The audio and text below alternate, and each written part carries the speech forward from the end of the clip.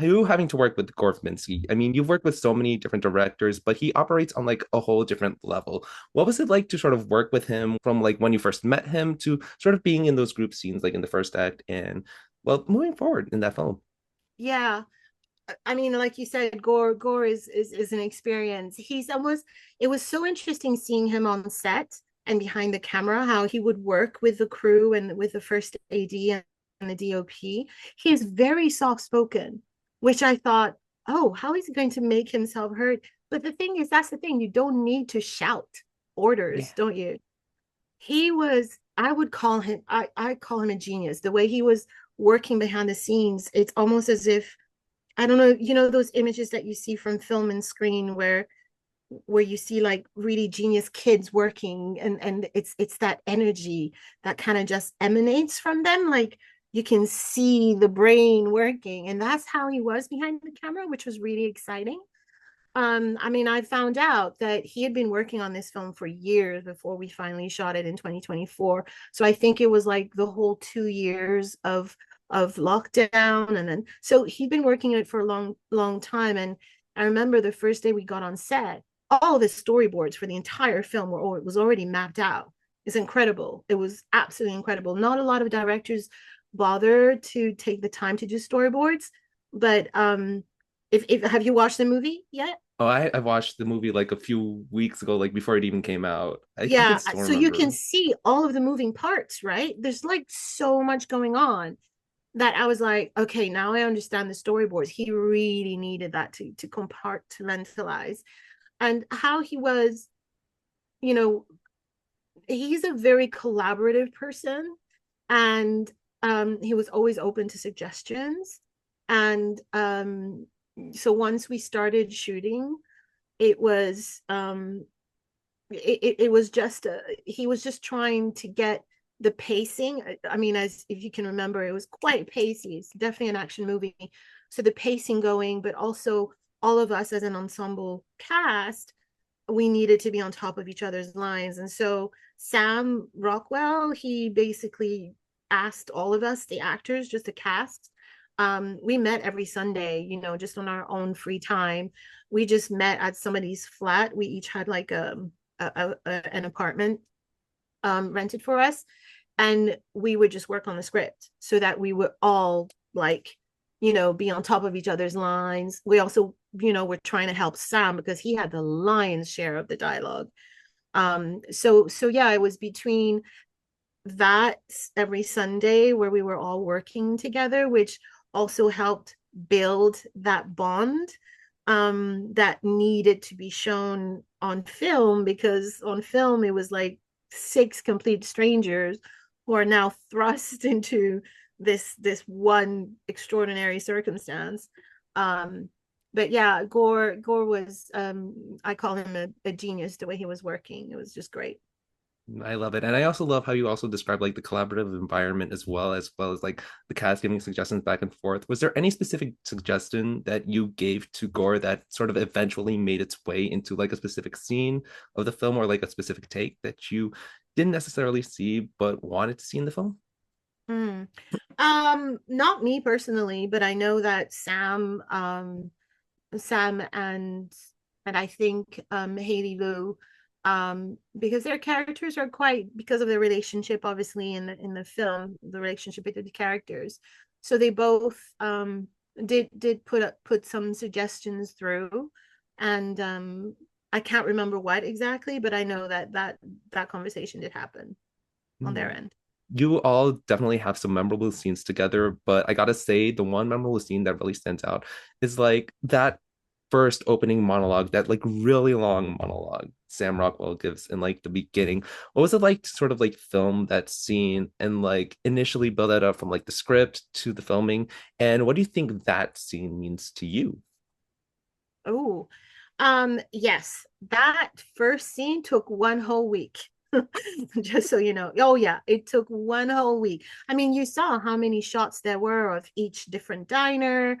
But obviously Sam's monologue, I can't remember now, but I think it was easily 4 or 5 pages long, you know, I, I saw in and the all the sorry, I saw in the press notes it was like 11 pages long from like oh what wow, the original. okay.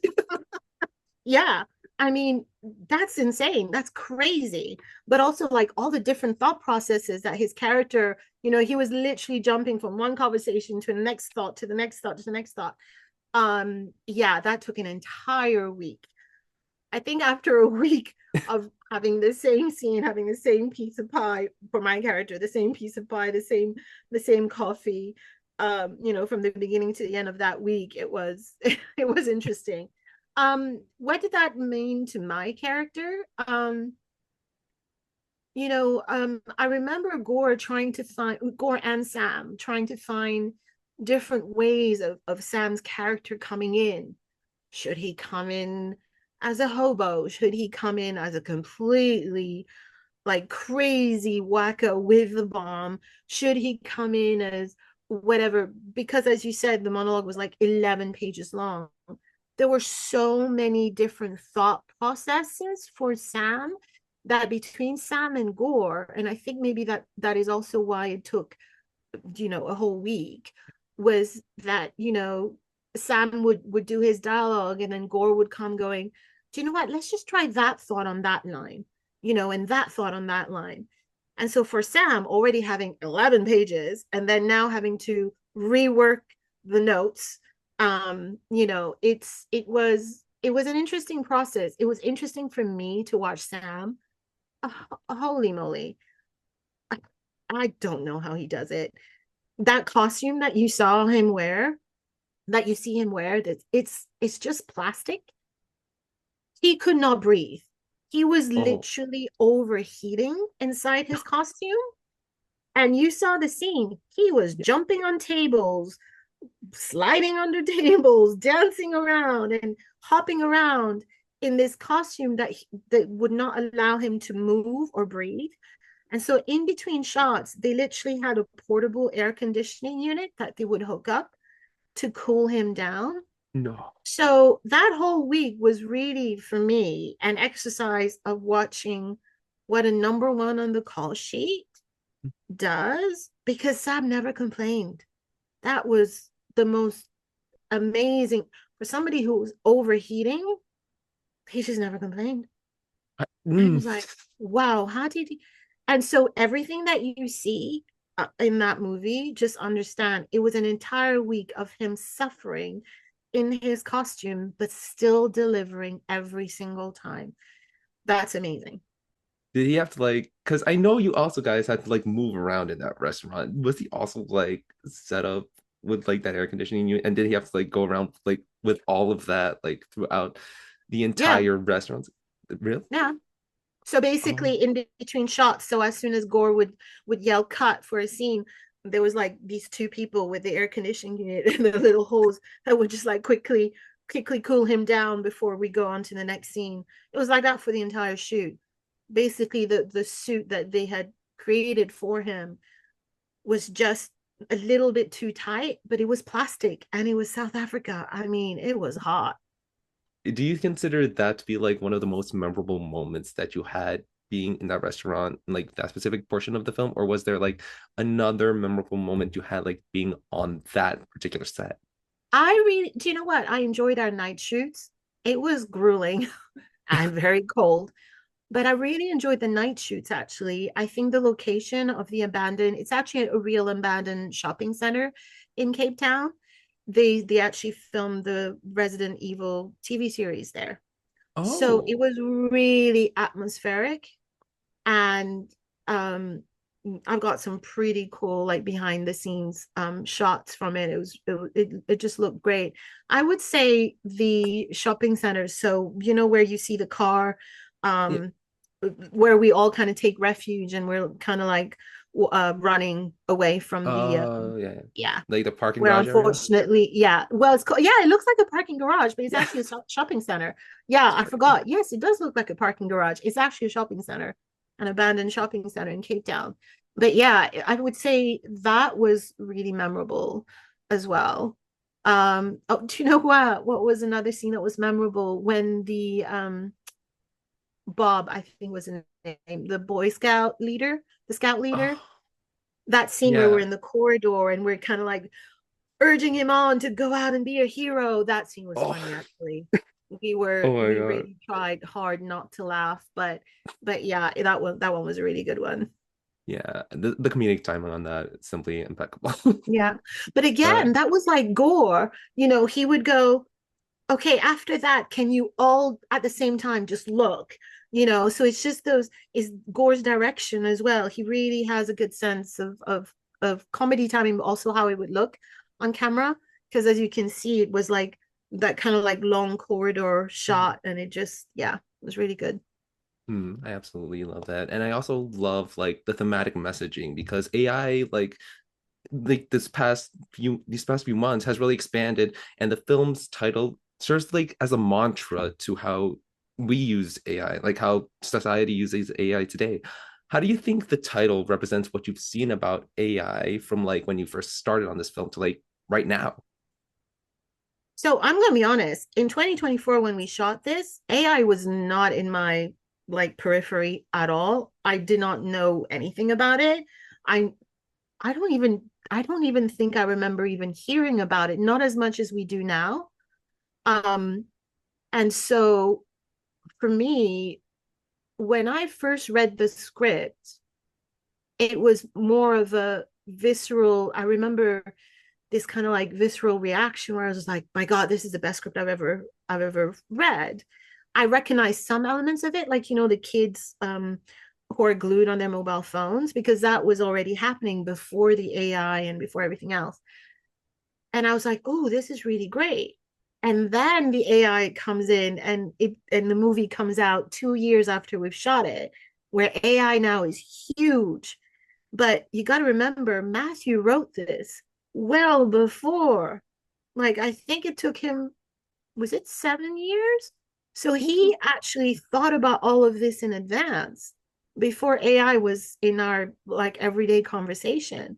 So that's amazing that he foresaw what was to come, really. I used to be worried, I'm gonna be honest. I used to be worried with AI, but I think I used to be worried. It's that thing where you're worried about something because you don't know yet what it's like. But now that I've found, like, what's the name of that AI virtual actress that was recently in the news on Deadline Hollywood? Is it Oh, Tiffany or I what's her got name? Starts with a I T. I gotta figure that. I know what you're talking about. I just forgot her Yeah. name. So when I saw that, I remember my first reaction, and my friends were just like, oh my God, they're going to replace those actors. But then I started looking into it a bit more, into her a bit more, and finding out a bit more about how does it actually work to program these things, because AI is still reliant on a human being to type and to be as specific and precise as possible. And so once I started looking into it a lot more, I am a lot less worried, because the truth of the matter is people love movies and stories because of how they make them feel. And AI, however beautiful these AI actors come out on screen, and yes, they're beautiful, Kardashian beautiful or whatever, there is no soul behind their, you know, their performance. Yes, you can make them cry on cue, but they don't know why they're crying. They're only crying because you're telling them you're writing, and now she cries on this line. But us actors, even when we read a script and, it says this person cries or this person gets angry, we don't just do it. We're like, why am I crying? Why am I angry? And then a lot of the times that changes. We're like, well, real human beings, when they're faced with something, they actually try not to cry. If you look at those, I think it's mainly on the Discovery Channel, when those documentaries where they interview the families of victims and stuff like Mhm. that, and they recount the most horrific things that happen. None of them cry. And when they start feeling emotional, you can see them try to suppress it. And that's a real human emotion. So the thing with AI, I'm not worried. What I am worried though is, again, because I've now found out a bit more, is how much water it takes Mhm. to have all those AI computers. And so that landscape from the movie, where, the future landscape, which is kind of arid and dry, that is actually a real potential, that's a real danger, actually, if if Mhm. if AI takes up all of the water that human beings need. The consumerism ideas that this film has also feels like somewhat applicable to like the segment that you had on like The Running Man, where like people are just consuming endless entertainment Mm. nonstop. How do you Oh my think God, like yes. how do you think like that idea and what you did here on both of these films sort of connects together in a way?